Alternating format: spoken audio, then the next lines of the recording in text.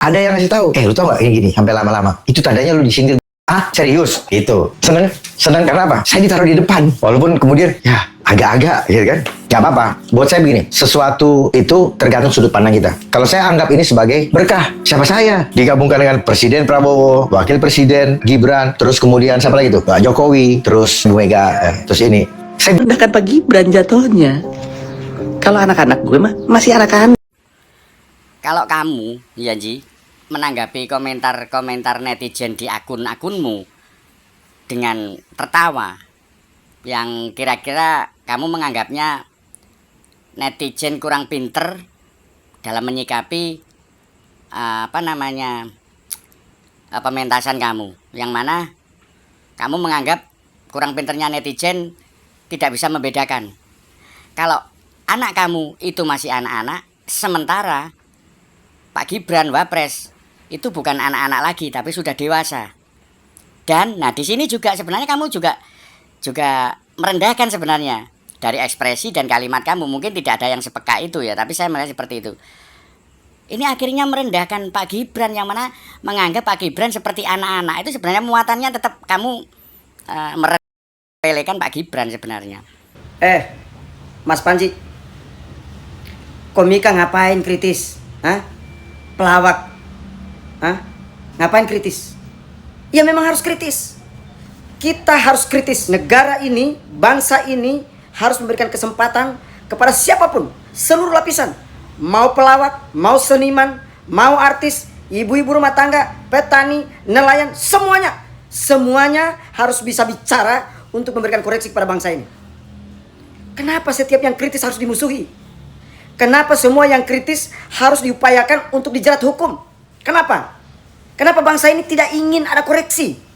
Kenapa negara ini selalu saja alergi dengan orang-orang yang berbicara apa adanya? Kenapa? Bukankah kebebasan itu sudah dijamin dengan undang-undang?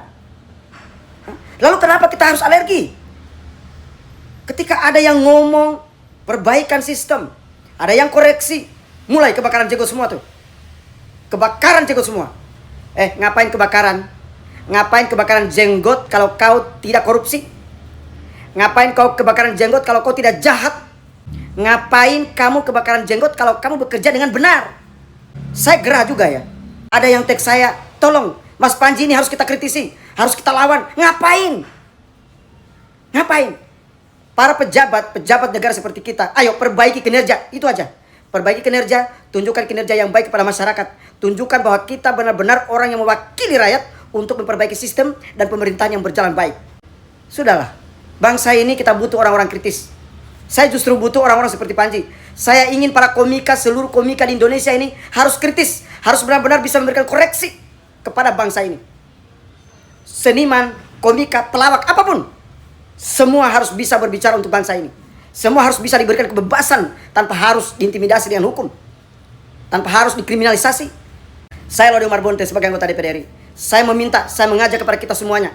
Saya mengajak emak-emak, saya mengajak ibu-ibu seluruh Indonesia, bapak-bapak seluruh Indonesia, seluruh seniman, seluruh stakeholder, seluruh lapisan masyarakat harus bisa kritis mengoreksi seluruh pemerintahan ini dari atas sampai ke bawah. Dari semua lapisan pemerintahan harus bisa dikoreksi. Dan pemerintah juga harus mau dikoreksi. Gue jadi penasaran loh, sebenarnya siapakah mas-mas ini ya? Dan mewakili kepentingan siapa dia? Kenapa dia tersinggung dengan omongannya Panji tentang politik balas budi? Kenapa? Yang dia omongin Panji itu benar, politik balas budi itu malah dari dulu sampai sekarang ada. Lu pikir Anies Baswedan bisa jadi menteri karena apa? Politik balas budi. Waktu jadi tim sesnya Jokowi JK 2014 menang, dikasihlah jadi menteri sebagai politik balas budi. Nah yang kita nggak tahu nih, waktu Bang Panji ini jadi tim sesnya Anies di Pilkada 2017, dapat politik balas budi apa ya waktu itu? Nah, lu tanya sendiri ke Bang Panji. Lagian ngapain? Ngapain ngedemoin Bang Panji tuh ngapain? Ex-menteri agama tuh, lu demo besar-besaran. Saya pribadi hanya melihat sebagian-sebagian saja, tapi ada satu yang ingin saya kritisi juga, yaitu ketika materi Panji menyangkut soal fisik, ketika bicara soal wapres, ya. Nah, saya datang dari yang orang tua saya dua-duanya punya keterbatasan fisik, jadi saya sensitif kalau soal body shaming ya. Tapi lagi-lagi ini soal etika. Guys, mungkin kalian sudah melihat beberapa info terkait Panji. Nah, ini ada beberapa info yang harus kita lihat ya terkait Panji ini, guys. Kira-kira infonya seperti apa? Ini ada setuju enggak dengan Danet ya? Kalau komedi yang aman itu bukan komedi katanya gitu, guys. Nah, ini infonya seperti apa ya? Dan buat kalian baru mampir, jangan lupa nih bantu subscribe Uki Kelvin supaya kalian gak ketinggalan update terbaru yang lagi viral tentunya, guys ya. Yang sudah subscribe, terima kasih banyak. Mudah-mudahan rezeki kalian selalu lancar dan dipermudahkan urusan segalanya pokok namanya, guys ya. Jaga kesehatan karena lagi musim, guys, musim sakit. Jadi buat kalian jaga kesehatan, jaga pola makannya harus teratur dan segala macam gitu lah ya. Nah, ini kita komentari activity-nya, kita reaction. Kalian bisa tulis di kolom komentar seperti biasa, guys, reaction kalian ya. Dan kita tetap bareng-bareng infonya. Setuju nggak sama Danet? Kalau komedi yang aman itu bukan komedi. Gini, komedi akan semakin works kalau disampaikan secara data yang jujur, gitu. Ketika disampaikan kejujuran, ada yang tersinggung, yaitu memang konsekuensi kedua belah pihak sih, gitu. Tapi kan masalahnya, kembali lagi saya ngomong nih, ketersinggungan semakin tinggi, kejujuran ditampilkan, dan ada yang tersinggung. Kenapa? Waduh, ada yang tersinggung kan ya? Harus tersinggung gitu. Yang tadi saya ngomong, harus dialog internal dulu. Tapi kalau tadi apa pertanyaannya? Nah, jadi ini apakah harus selalu aman? Komedi ini harus selalu aman gitu? Kalau mau aman pasti nggak lucu. Kalau mau aman tebak-tebakan, jokes yang ada di internet kita bawain, itu aman tuh, nggak ada yang tersinggung. Kodian, kodian istilahnya, Bapak tahu juga. Tuh, buat istrinya Panji, saran gue cuma satu. Apa nih, istri Panji Pragiwaksono ngamuk cina anak jadi korban body shaming ya, buntut mensreaan. Tuh, pelaku bakal dilapor polisi. Satu, ngaca. Lo nggak suka anak lo di body shaming, tapi keluarga lo, suami lo nge-body shaming orang lain. Udah tahu di body shaming itu nggak enak, tapi lo pelaku salah satunya. Gimana dong? Nggak play fair namanya. Sampai segala ngancem mau ngelaporin polisi itu netizen. Kalau lo nggak mau di body shaming keluarga lo, ya keluarga lo jangan nge-body shaming orang lain. Gitu. Lo kesel kan? Sama keluarganya Pak Gibran juga kesel suami lo nge-body shaming Gibrannya. Jadi impas. Masak nasi ada yang sedap. Laporan soal materi mens area ya, mensrea ya, maaf. Panji Pragiwaksono diusut pakai KUH baru, guys. Masak narasi.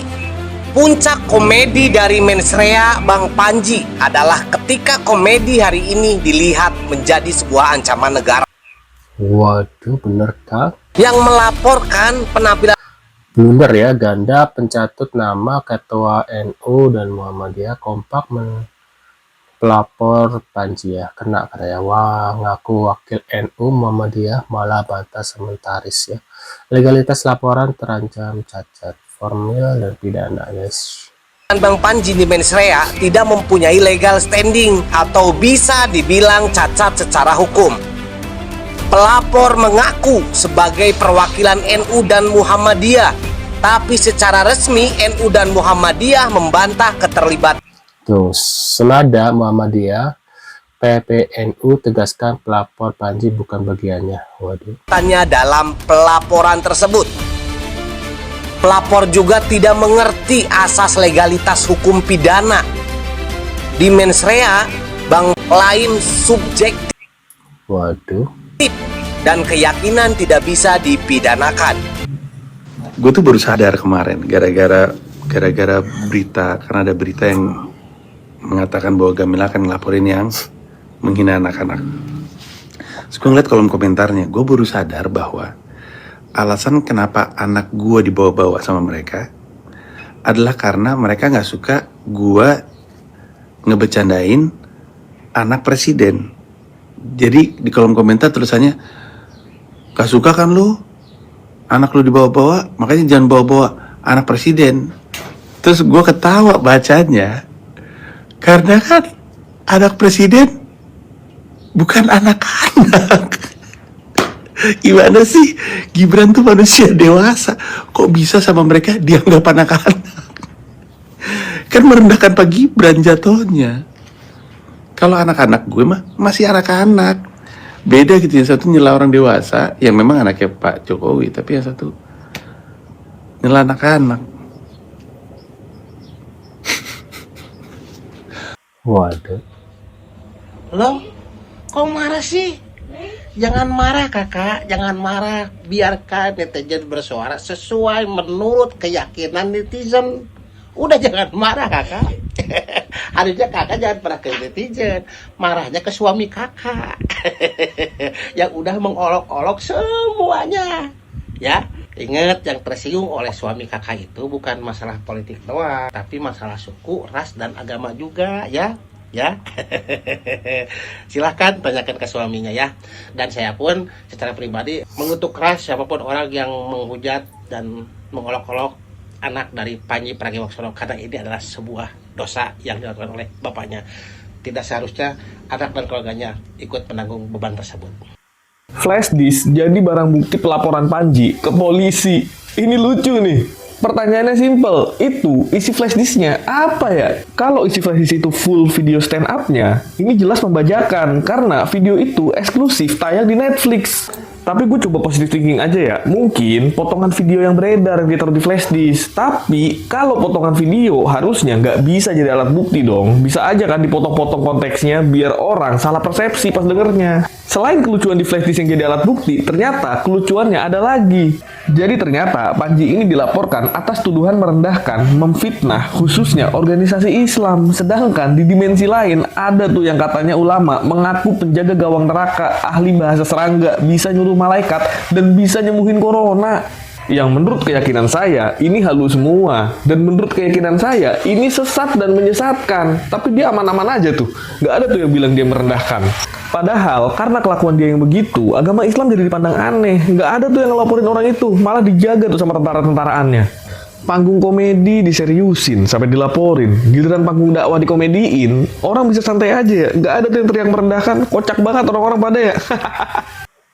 Aduh, nah menurut pendapat kalian gimana nih? Tim mana nih? Antara Panji atau tidak? Atau mungkin kalian tim Pak Gibran? Bisa tulis di kolom komentar seperti biasa. Saya seperti biasa ya, tulis di kolom komentar. Terima kasih sudah hadir ya, dan terima kasih ya yang sudah subscribe channel Oke Kevin. Mudah-mudahan rezeki kalian selalu lancar ya guys ya, diganti yang lebih banyak lagi guys ya. Nah untuk videonya sekian dulu, dan jaga kesehatan ya karena lagi musim sakit guys. Jadi kalian harus jaga kesehatan, jaga makan, pola makan yang baik karena lagi musim flu, batuk, dan radang gitu ya. Sekian dulu infonya, kita akan bertemu kembali di video selanjutnya. See you guys.